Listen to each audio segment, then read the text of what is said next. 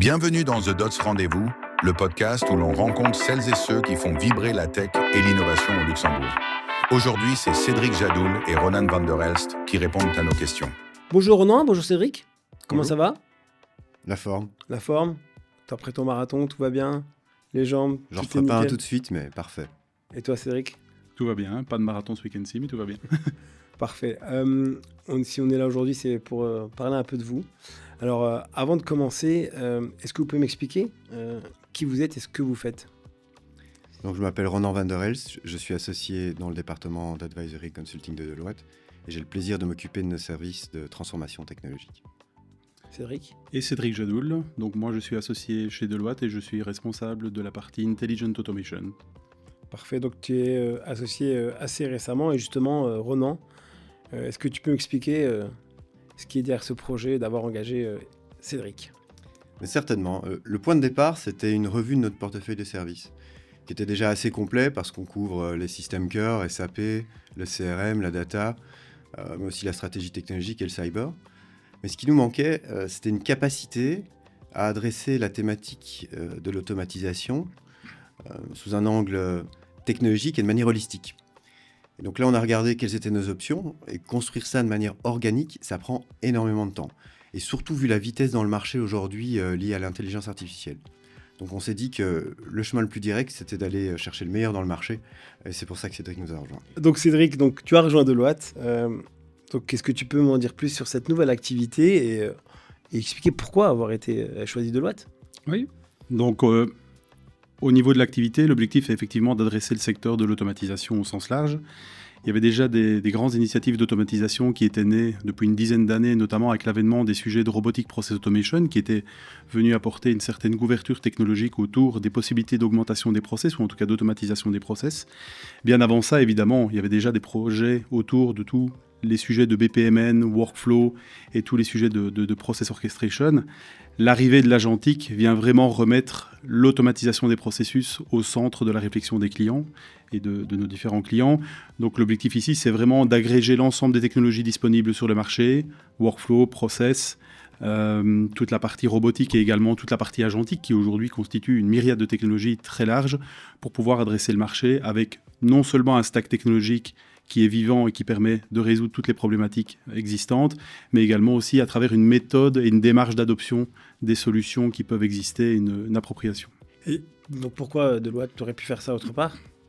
Alors, comme l'a souligné Ronan en début d'interview, Deloitte possède aujourd'hui un des plus grands stacks technologiques, ou en tout cas une grande force de compétences technologiques autour de différents sujets, des sujets très importants, et notamment autour de la partie data, qui est un centre très important dans l'automatisation des processus. Venir apporter des technologies d'automatisation de processus ou d'agentique au-dessus de la data ne vont faire que révéler des problèmes sous-jacents au niveau d'une donnée qui n'est pas structurée. Donc, les équipes existantes, data, cybersécurité, architecture notamment, qui existe au sein de l'équipe de Ronan aujourd'hui, viennent vraiment apporter une belle complémentarité dans l'offre que je propose aujourd'hui sur le marché.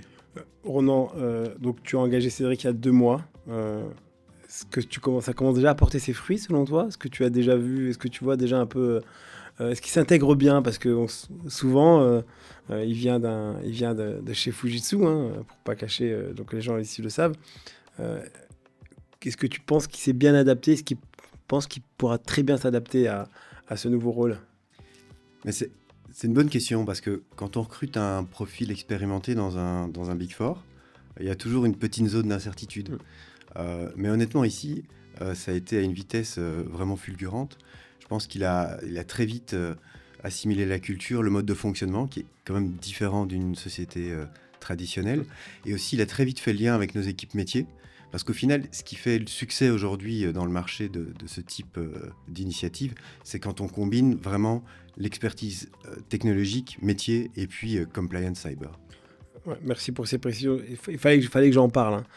Ronan, j'ai lu récemment une revue où le MIT disait que 95% des projets à IA échouaient.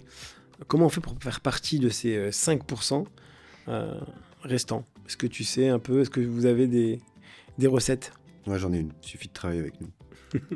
Non, mais plus sérieusement, je pense que indépendamment du chiffre et de l'étude et ce qu'on peut penser de ces 95%, C'est vrai qu'on a beaucoup de conversations pour le moment avec nos clients sur le passage à l'échelle et le retour sur investissement. Et ce qu'on remarque, c'est que ceux qui réussissent ce passage à l'échelle, en général, ils combinent 3 facteurs.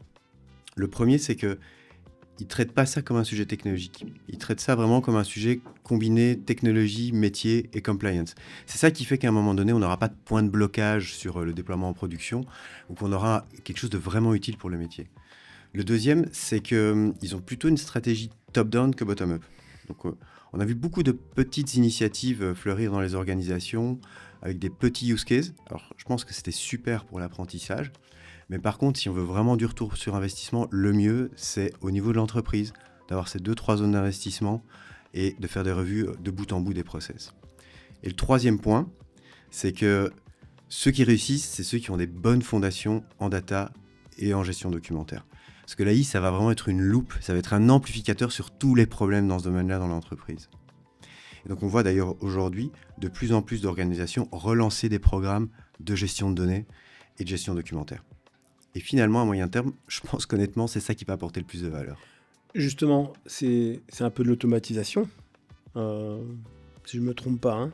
Et donc toi, est-ce que tu vois cela comme une continuité naturelle ou plutôt un changement de paradigme ?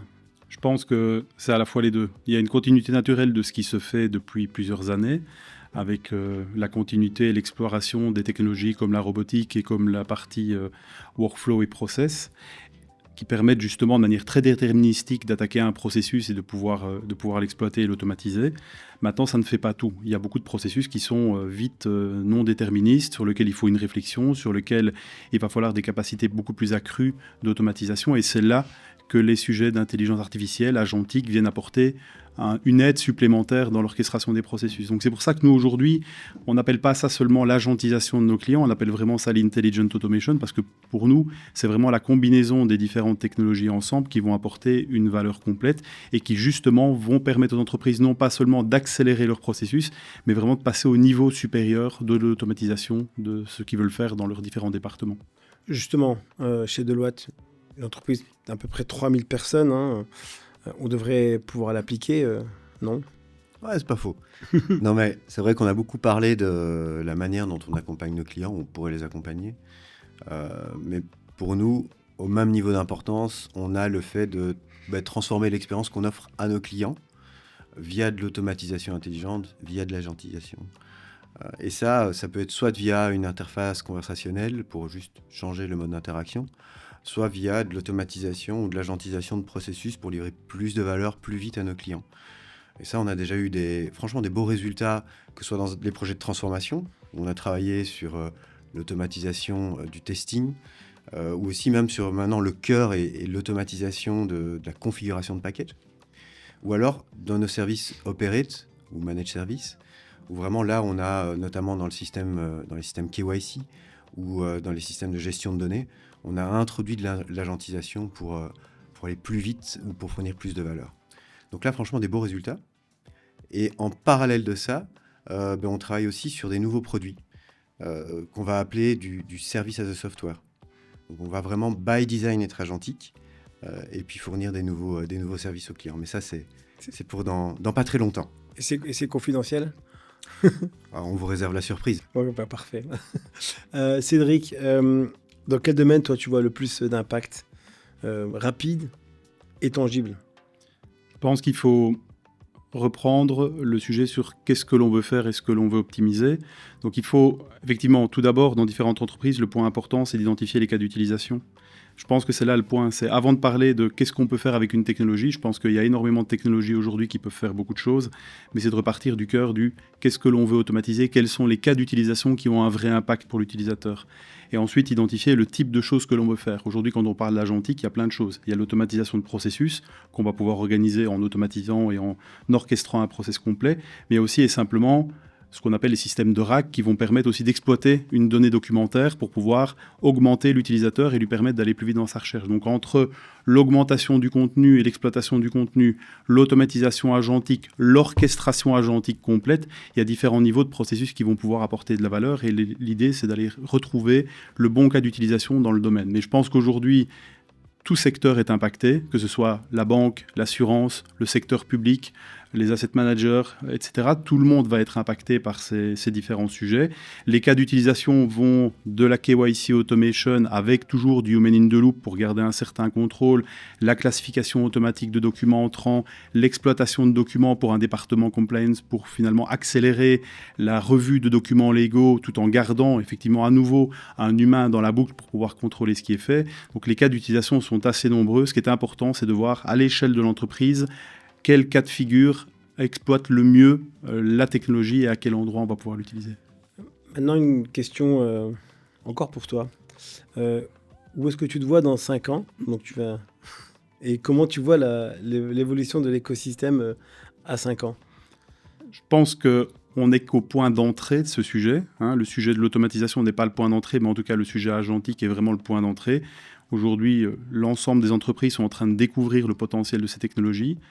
Par ailleurs, les technologies arrivent à une vitesse VV'. Il n'y a pas une journée, on n'attend pas une annonce d'un nouveau modèle, d'une nouvelle solution qui est mise sur le marché. Donc je pense qu'il va y avoir différentes choses. Dans les 5 ans, il va y avoir aussi un regroupement. Je pense que ça ne peut pas continuer comme ça parce que plus personne ne s'y retrouve. Et je pense qu'il y a beaucoup d'écosystèmes qui vont se former ou des sociétés qui vont être restructurées et rachetées pour pouvoir offrir des solutions beaucoup plus globales. Donc je pense qu'on va y voir aussi beaucoup plus clair au fur et à mesure des années. Ça ne veut pas dire qu'il faut attendre 5-10 ans avant d'exploiter. Je pense que la phase actuelle est très importante pour les sociétés pour réfléchir. Mais je pense que dans 5 ans, on va quand même clairement voir un vrai usage beaucoup plus massif de ces solutions à l'échelle de l'entreprise. Et où on sera, j'espère qu'aujourd'hui, l'objectif, c'est clairement d'avoir construit une offre de services complète, d'avoir déployé énormément de projets, de processus et une équipe complète pour la supporter. Ronan a parlé de tes premiers mois, au sein de Deloitte, mais toi, tes 2 premiers mois, ça s'est passé comment? Et comment ça se passe? L'intégration s'est très bien passée. Je pense qu'ici, le gros avantage de ce genre de structure, c'est d'avoir vraiment un écosystème de personnes qui sont tous intéressés d'aller de l'avant et d'avoir des grandes discussions challenging entre les différentes personnes qui travaillent ensemble. Il n'y a pas un coin de couloir ou un endroit, un café où personne ne vient m'adresser la parole en me disant tiens, j'aimerais bien faire ça en agentique, que penses-tu de ce modèle-là pour telle chose? Donc il y a vraiment une émulation entre les différentes personnes sur le sujet. Donc je pense que aussi j'arrive sur un sujet qui est intéressant pour tout le monde, donc ça apporte vraiment beaucoup d'échanges et beaucoup de discussions.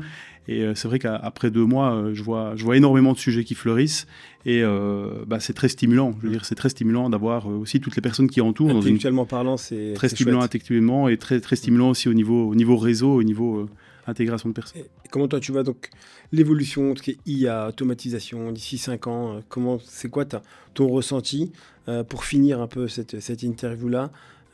Comment toi tu vois l'évolution en fait de tout cet écosystème? Donc, personnellement, je pense on aura toujours besoin d'autant de juniors dans nos métiers et dans le métier de nos clients dans quelques années, mais que leur fonction va par contre évoluer. Mais l'IA et l'automatisation intelligente va les aider à transformer leurs fonctions. Justement, j'ai l'impression que les gens recrutent moins de juniors, surtout chez les développeurs. Je sais pas, ou c'est juste une impression. Je pense pas que ce soit une impression, mais peut-être que c'est momentané. Ça, il va falloir encore quelques mois pour le juger. Donc c'est pas plutôt pessimiste et optimiste, et là tu es plutôt du côté optimiste? Je crois qu'on est en train, oui, clairement, moi j'ai toujours été optimiste, mais je crois que c'est une question de maturité et de compréhension de la technologie et de comment cette technologie va nous permettre de redéfinir les rôles qu'on a aujourd'hui dans l'entreprise. C'est peut-être là qu'on a un petit delta. Parce qu'honnêtement, ça fait tous 20 ans qu'on est dans la tech ici, est-ce qu'on a déjà vu quelque chose arriver et évoluer aussi vite? Donc je pense qu'ici, le souci qu'on a, c'est notre capacité à comprendre comment on doit faire évoluer les modèles organisationnels. Et ça, je pense que c'est notre rôle à Cédric, à moi et tous nos associés d'aider nos clients dans ce domaine-là. Mais effectivement, ça prend du temps. Ça prend du temps. Et en plus, cette technologie amène son lot d'innovation tous les mois, tous les 3 mois. Donc il faut constamment s'adapter. Mais oui, je suis optimiste. Cédric, plutôt pessimiste, optimiste, augmentiste, et on dit quoi? Remplaciste. Remplaciste. Alors, Remplaciste ou remplaciste? Remplaciste. Je suis plutôt aussi du camp de l'augmentiste. Je pense qu'aujourd'hui, l'humain a toute sa valeur dans les différents process, ne serait-ce que pour des points de contrôle, pour des points de supervision, mais que clairement, il y a moyen de délivrer beaucoup plus avec les technologies d'aujourd'hui et d'aller beaucoup plus vite, en tout cas dans les processus. Je pense qu'il y a beaucoup de processus, on est tous confrontés à différents processus dans notre vie privée, en discutant avec notre banque, en discutant avec différents services. Et on serait content parfois d'avoir des réponses beaucoup plus rapidement. Donc je pense que ces choses-là vont nous permettre d'accélérer les temps de réponse, les retours, et aussi d'augmenter clairement la qualité. Et tout ça va, dans un cercle vertueux, générer encore plus de demandes et va ne faire qu'augmenter les besoins en humain et en technologie dans ces sujets-là. Parfait. On va finir par une dernière question. C'est pas une question piège, hein. Qu'est-ce qu'on peut vous souhaiter à vous deux d'un point de vue professionnel? Après, je sais que tu veux faire moins de 3 heures au marathon. Cédric, allez.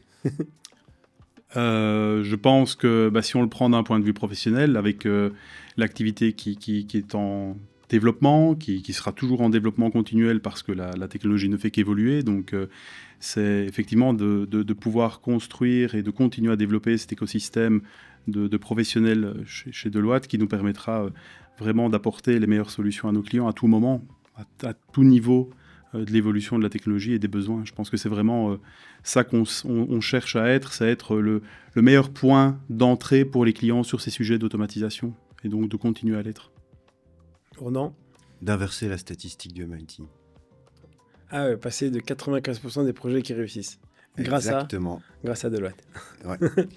Eh oui, franchement, je pense qu'on est dans l'année de l'adoption. Ça va peut-être prendre 2 ans. Mais c'est réussir, nous et nos clients, et la place à Luxembourg, à pleinement embrasser l'IA et à l'adopter dans notre processus. Merci. Écoutez, pour clôturer, c'est très, très intéressant. Merci à vous et à bientôt. Merci Kamel. Merci Kamel.